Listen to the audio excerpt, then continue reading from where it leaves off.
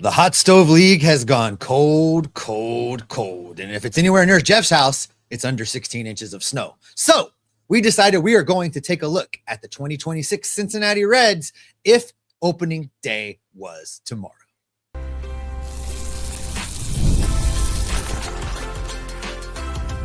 You are Locked On Reds, your daily Cincinnati Reds podcast, part of the Locked On Podcast Network, your team every day.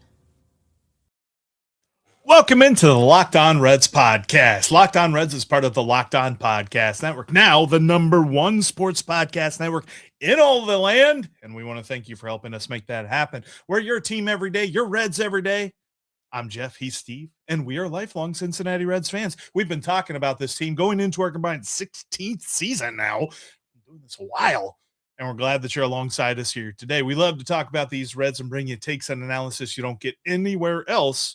And we're going to be doing that a lot on today's podcast because the Reds are waiting for TV deals and more money trees to grow. So let's set up the roster as if this were opening day. Later on, we'll tell you why there are 2 spots up for grabs in the bullpen, and there's no clear-cut answers as to who's going to grab them. In just a few minutes, we'll look at why the battle for the 5th rotation spot seems cut and dry.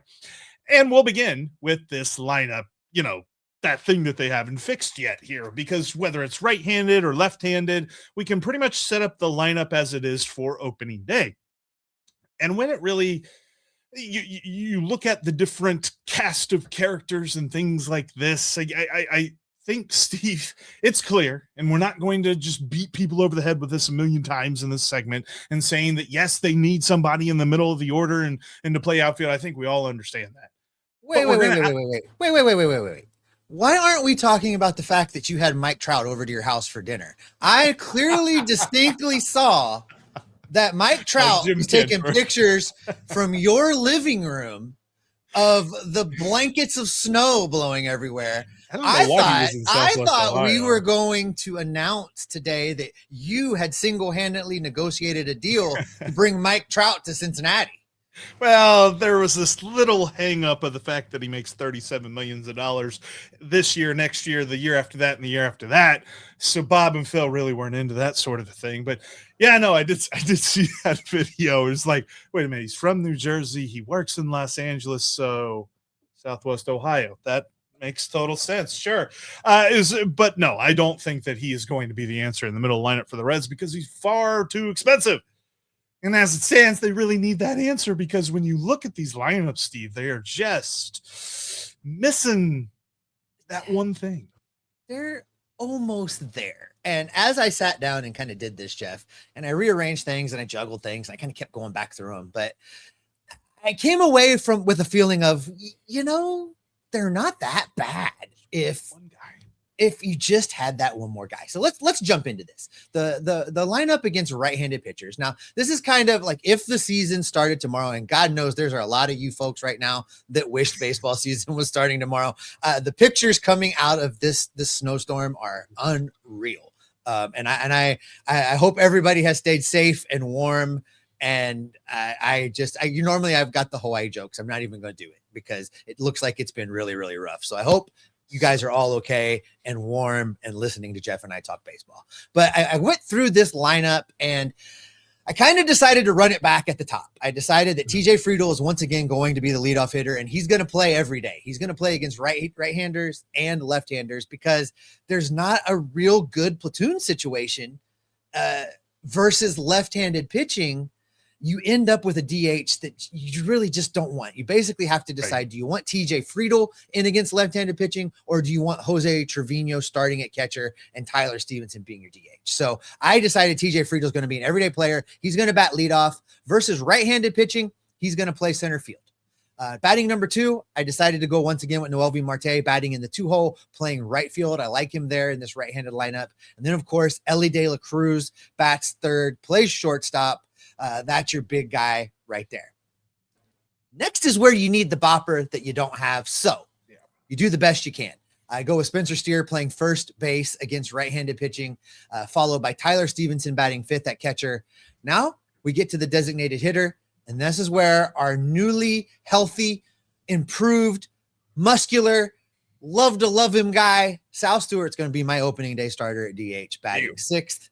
Batting seventh, my guy, Matt McLain, who I hope has a tremendous rebound year. He's going to play second base and bat seventh against right-handed pitching. Batting eighth, this is really a coin flip, Jeff. Batting eighth, playing left field against right-handed pitching. It's either Will Benson or it's JJ Bleday. May the best man win out in Goodyear. I really think that those guys are going to be battling it out for who is the left-handed piece of a platoon in left field. We'll get more into the right-handed side of that here in just a second. And then batting ninth, the guy that struggles to hit the broadside of a barn, playing third base, the defensive wizard, the Gold Glover himself, Brian Hayes. I agree with all of those. And I think that, Hayes doesn't move righty or lefty. He hits ninth. I could see the argument for McLain batting ninth early on.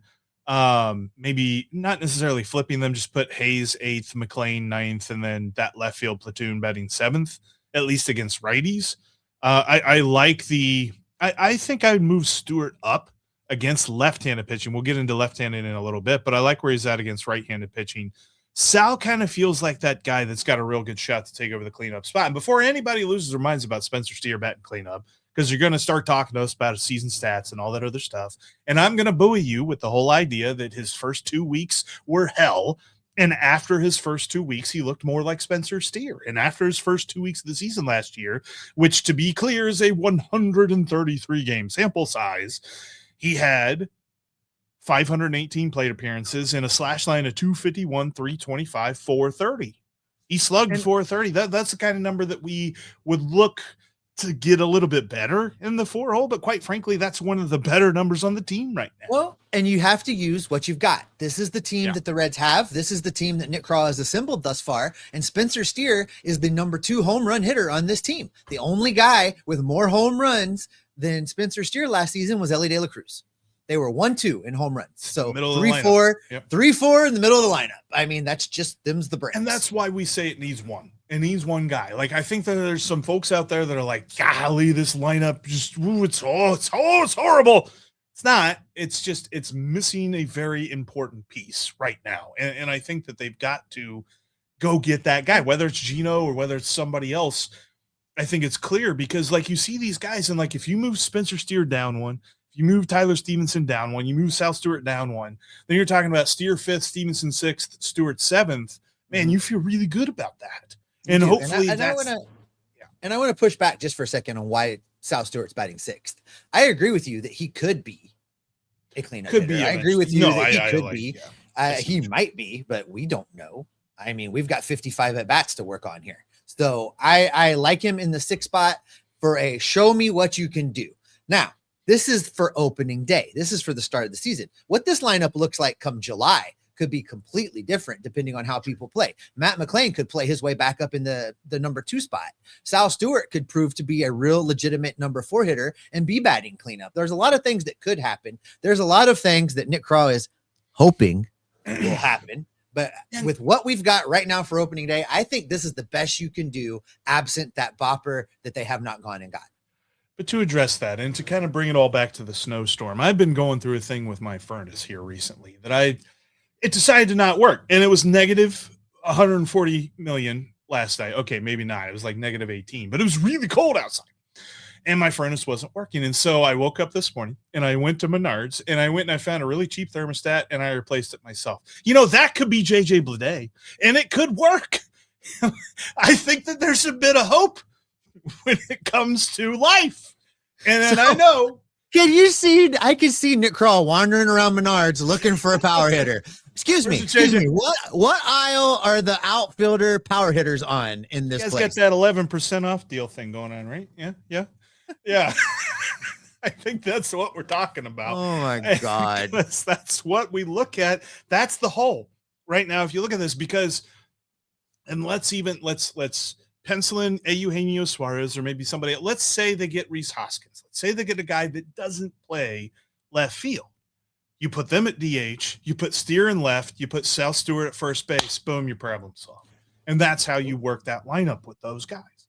Well, let's get into the left-handed side of things because this was a little bit more challenging because there's not really a good option in this left-handed lineup to play DH. You have to this is where the decision came down to between Friedl and Trevino, right? So I decided to go with Friedl. So versus lefties, we're going to run it back. TJ Friedl batting leadoff, playing left field this time, because the number 2 hitter in my left-handed lineup is going to be Dane Myers playing center field. I think Dane Myers has a bit of a better glove out there in center field.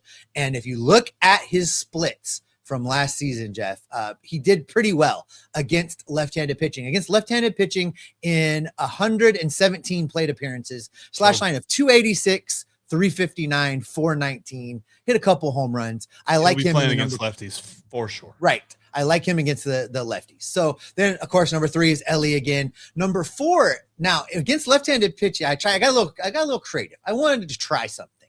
So against left-handed pitching, with what the Reds have right now, I'm making Noelvi Marte my cleanup hitter against left-handed pitching, batting 4th, playing right field.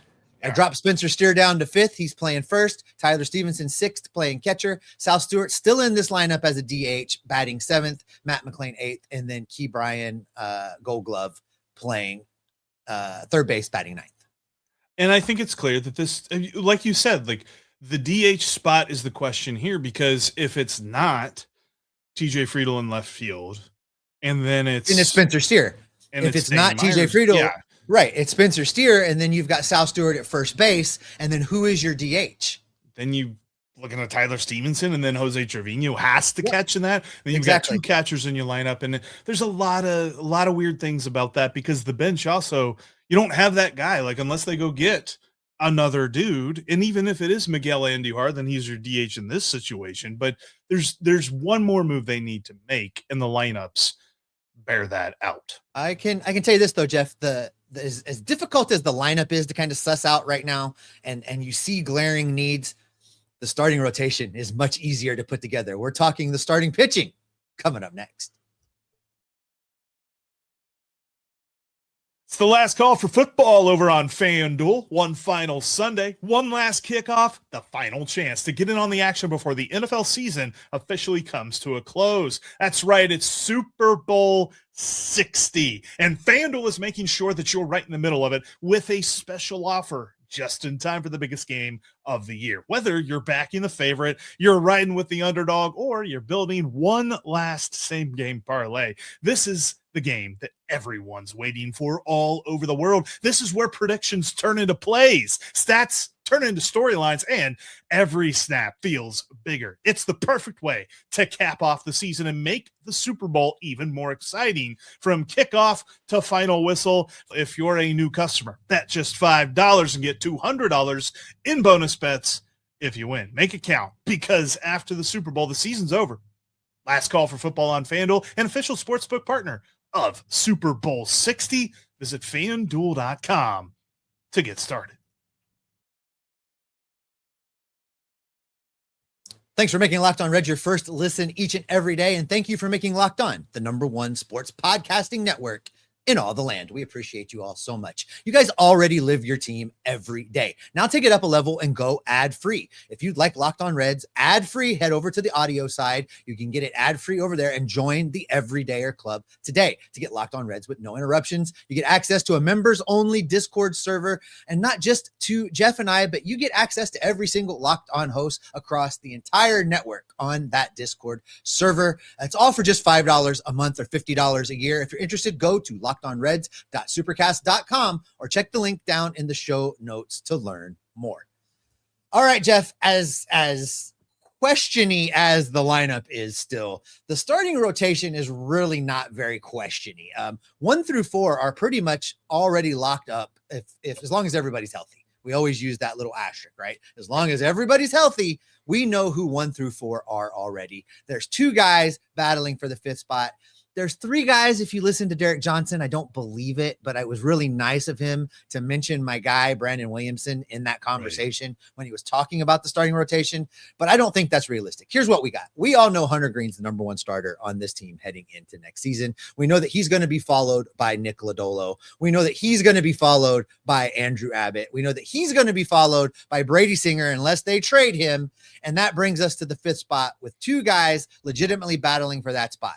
You've got Chase Burns, who did an admirable job last season in the fifth spot and then later in the bullpen when the Reds needed an arm down there. And you've got Rhett Lowder, who did an admirable job the season before he got hurt in that fifth spot. Those two guys are going to be fighting for that spot. The guy that doesn't get it will be starter number 1 down in Louisville at AAA, ready to go in case something happens. It's really not complicated with this starting rotation.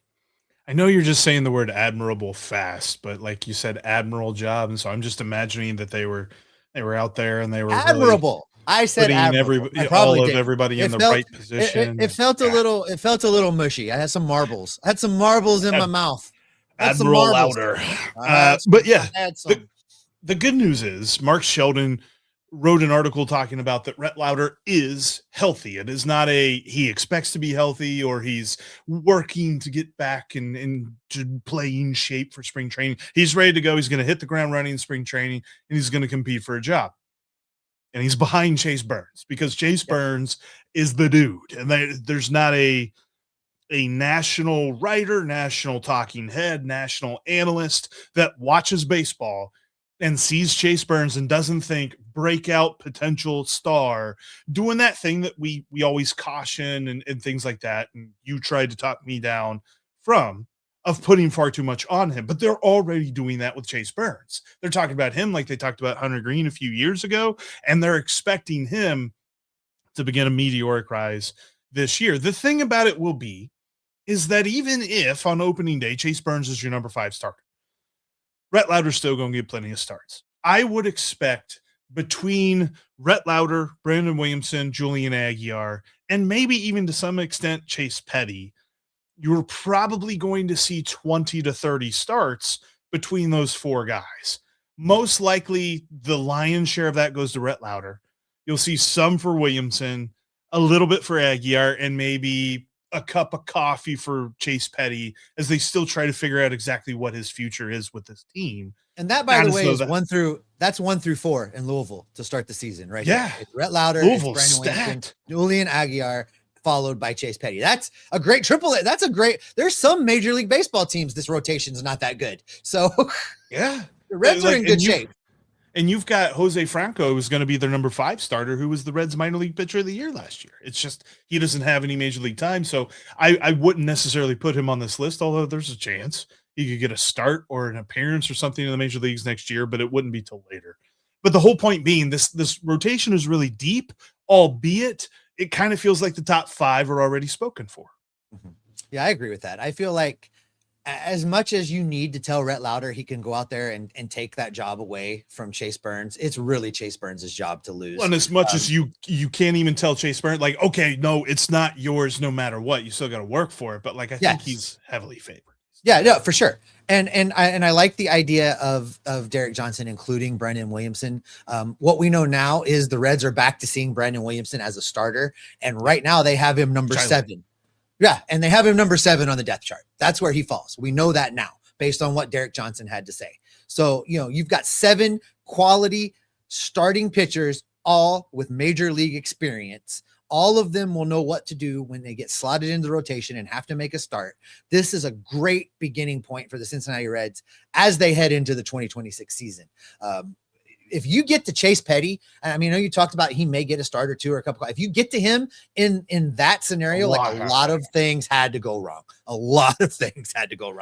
I mean, if Hunter has to miss a turn, if Lodolo has to miss a turn, and now we're talking about Lowder and Williamson, while there is a drop off there, it's not like, oh my God, they're starting Chase Petty tomorrow. What are they doing? What are they going to win? I don't know. Are we going to have a bullpen day? What's happening? This is a much, much better place than where they've been in seasons past. So I'm excited about the starting rotation, Jeff. And I just really see a scenario where all of these guys are going to push each other. Lodolo is going to push Hunter Greene. Andrew Abbott and Singer are going to push each other for which guy is going to be able to get to that 33rd start, right? And then in the 5th spot, you've got Burns and Lowder are going to push each other. So there's this built-in internal competition that we see across baseball that always makes players better. It always makes guys better when they've got that guy pushing them a little bit. And every dude in this starting rotation has somebody pushing him. No, it's 100% good to see this kind of a setup as far as like guys, one guy has a good day, next guy wants to have a better day, next guy wants to throw a perfect game, things like that. I don't think that there's anything bad about that. In fact, there was a good quote in Mark Sheldon's article from Rhett Lowder where Rhett Lowder said internal competition is good. It's just going to make us all better no matter what happens. We're going to fight every day and try to get that last spot. At the end of the day, whatever the decision is, it's going to be best for the team. We're just going to make each other better. And I think that's awesome. And I think that moving forward, we feel good about the Reds rotation depth for the season. And let's just briefly touch on this for a moment here while we're talking about the rotation. Is this the order, the way that we have it laid out? Greene, Lodolo, Abbott. Is that the order when the playoffs start? I think so. I think we all expect them to be there. If they're not there, there's a lot of things going wrong this year. I mean, obviously, it depends on how the season ends and what goes on, but I think that's the order. I think that's your 1-2-3 punch in a postseason run. The only caveat I have to it, Jeff, is I really still feel like Andrew Abbott earned the opening day start for 2026. So I would love for them to find a way to do that for him and then reset the rotation as you get through off days or whatever they have to do. Mm-hmm. It's going to be Hunter Greene. They're going to start Hunter Greene on opening day, but I think Andrew Abbott earned it. There's going to be some interesting conversation with all of that as we get closer to opening day, but it's clear the starting rotation really just has one spot up for grabs, and that's debatable. It depends on how much you really squint at it and look at it. But coming up next, there's 2 spots that are open in the bullpen, and there is no clear-cut path as to which pitcher is going to be picked for that.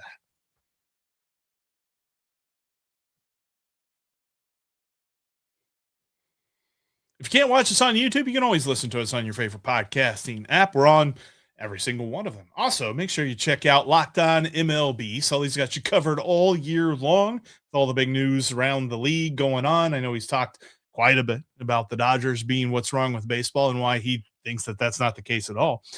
So you got to go check that out.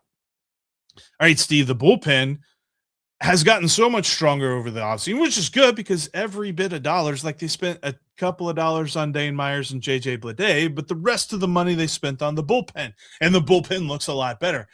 There's still 2 spots up for grabs, but the good news is there's a lot of talent fighting for that, but we know who the other 6 guys are. They are locks for this pen, and Terry Francona is going to have a lot of fun going to this group throughout the year.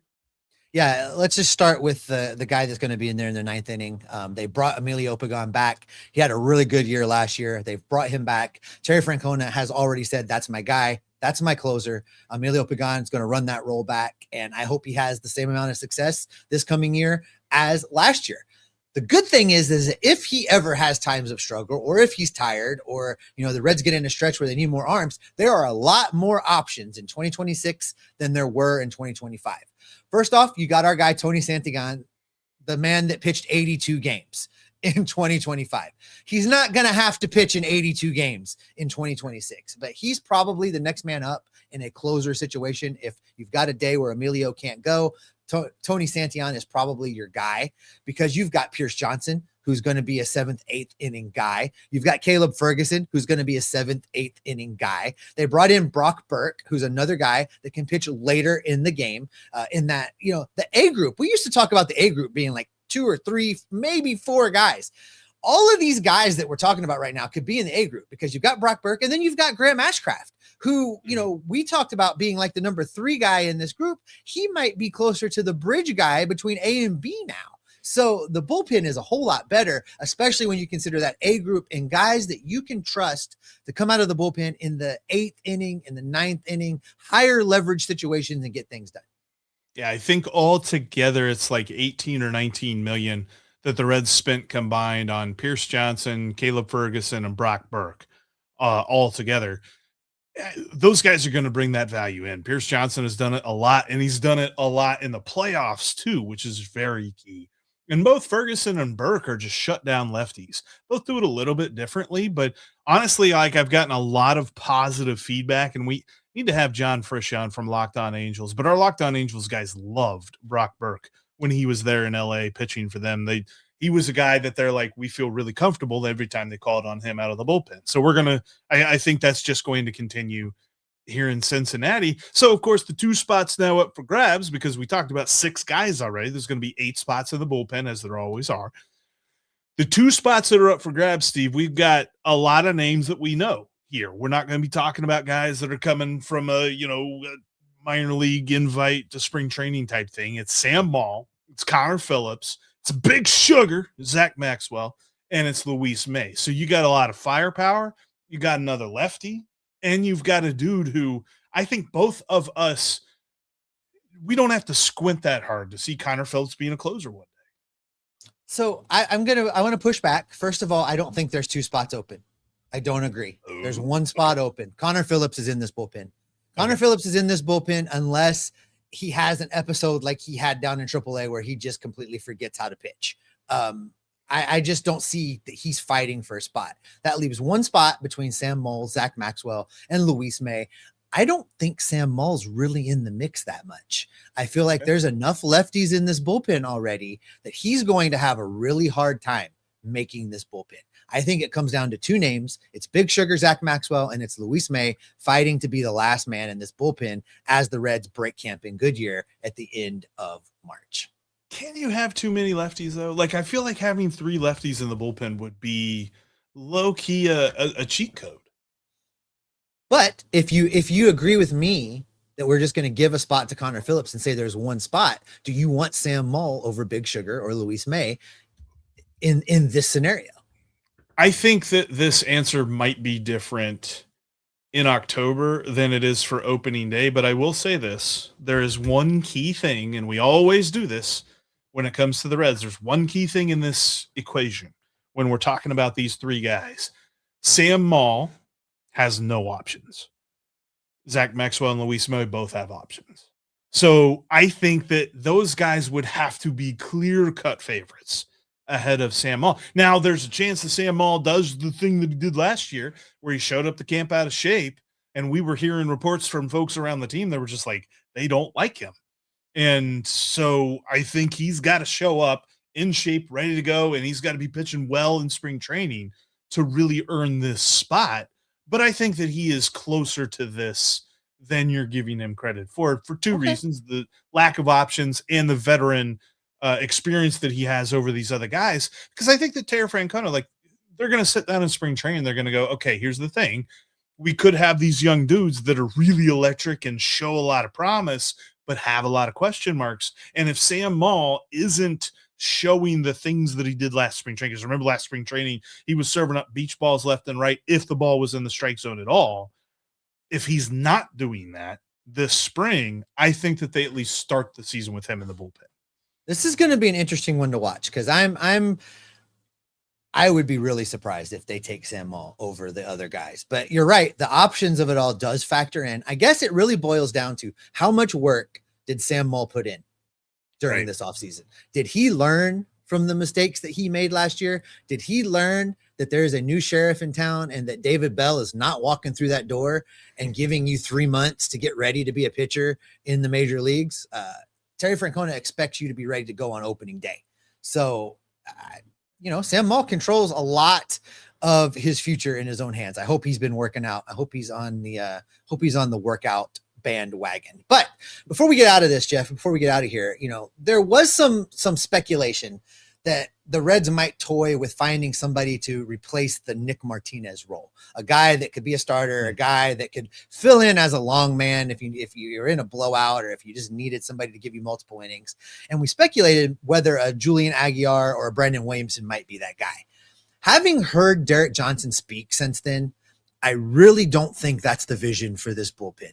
I don't think you're going to see either one of those dudes vying for a bullpen spot with the Reds. I think that Derek's already told us Brandon Williamson's in the mix as a starter. We think they value him now as the number 7 starter in the organization. He'll start the season in Louisville if there's not a spot for him in the big league rotation. Same with Julian Aguilar. I don't think they're ready to put him down in the bullpen as a long man. They much more see him as a starting pitcher option down the road. He'll be in Louisville as well. I don't think you have to go look very far in the Reds bullpen to find a couple guys that can give you multi innings. Connor Phillips can give you 2 innings if you really wanted him to. A couple of these other guys could give you multi innings if you really needed him to. So I don't think they need to shoehorn a guy that's much better as a starting pitcher into this bullpen as a long man. That's a good point. And I think that there's some value in the fact that Nick Martinez had done it before and the Reds were okay to allow him to continue to do that. I wonder if the Reds and Derek Johnson specifically are a little bit reticent to want to experiment with a guy that's like newer to the game, newer to the highest level of the game, and say, okay, one day you're going to pitch 2 innings here. The next day you're going to pitch 6. Nick Martinez kind of feels like a bit of a special guy in that case. Like, I don't know, like, remember, like, he had that thing, right? Before he threw his amazing start where he almost had a no-hitter, he had pitched like 4 games in a week because of his weird role. And then he almost throws a no-hitter and we're like, whoa, dude, like, whoa. Like, I just don't know that you can ask that of a guy like Brandon Williamson or Julian Aguilar, who are both coming off of major injuries and they're healthy, but you know, are you going to then take that major injury and say, okay, be ready at a moment's notice to throw like at least 60? I don't see that happening. I don't see that happening. And there's enough guys, you know, Connor Phillips, former starter, can give you a couple innings, especially if you prepare him that way in Goodyear. Graham Ashcraft can give you 2 innings, especially if you prepare him that way out in Goodyear. So there's enough guys. There's enough guys that can cover multi innings to make it happen. And Tony Santillan is just a dude. Like, if you need him to do something, he could probably do it. And that's a big man, by the way. When I was standing next to him at Reds Fest, I was like, you know, they talked about him at one of the Q&As being the guy you want as your wrestler. I could basically see him pile driving everybody in the convention center. So that is a big, big, strong dude. He was a big dude, and so was Big Sugar. I mean, Big Sugar, if your nickname is Big something, then that usually means you're pretty big. And dude was towering over everybody. I was impressed to see how big Zach Maxwell really was. And on that note, that is going to do it for this edition of Locked On Reds. Thanks, as always, for making Locked On Reds your first listen each and every day. We will be back again in your feeds tomorrow, talking Reds baseball with you during this long, cold winter. Make sure you subscribe and follow Locked On Reds so you get all the latest episodes. You can follow me on social media. I'm on the X at @SOffenbaker with 2 Fs. You can follow Jeff at Jeff Carr. That's Jeff with 3 Fs. You can follow the show at Locked On Reds. Now, for your second listen, if you're in the audio feeds, go check out Locked On MLB. Sully's got you covered over there with baseball from a national perspective. Lots of interesting shows for you to take in on the audio side. For the video folks, we're going to send you over to Locked On's first ever 24/7 national YouTube channel. Until next time, we're going to keep you Locked On Reds every single day. 58